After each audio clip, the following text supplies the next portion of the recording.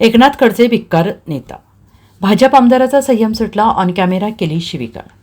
जळगावातील एकनाथ शिंदे यांचे शिवसेनेचे मंत्री गुलाबराव पाटील आणि राष्ट्रवादी काँग्रेसचे नेते एकनाथ खडसे, भाजपचे मंत्री गिरीश महाजन हे तीनही बडे सातत्यानं चर्चेत असतात.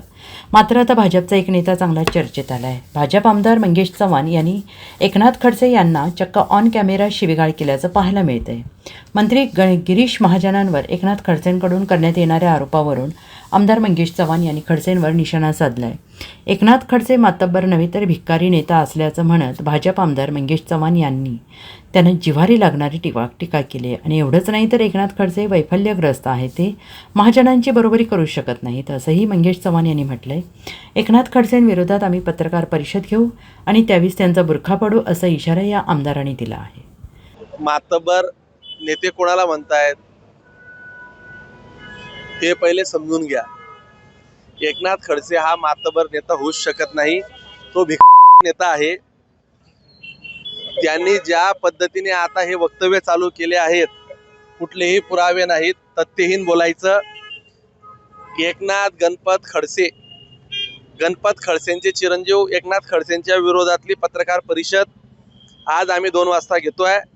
त्या पत्रकार परिषदेत त्यांचा आम्ही बुरखा सगळ्यांसमोर आणू. ज्या पद्धतीने जिल्ह्याचं नाव बदनाम होतं आहे, ज्या पद्धतीने अर्ध्या अपुऱ्या माहितीच्या आधारे एकनाथ खडसे नेत्यांची बदनामी करता आहेत, त्या संदर्भात 2 वाजता पत्रकार परिषद घेतली आहे. त्यात आम्ही आमची सविस्तर भूमिका मांडू.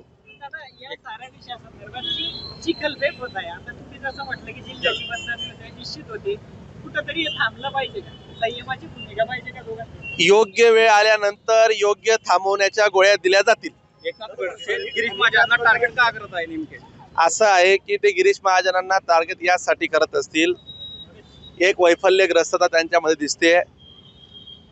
आता त्यांची बरोबरी ते करू शकत नाही. गिरीश महाजनांनी स्वतःचं नेतृत्व हे कामातून सिद्ध केलं आहे.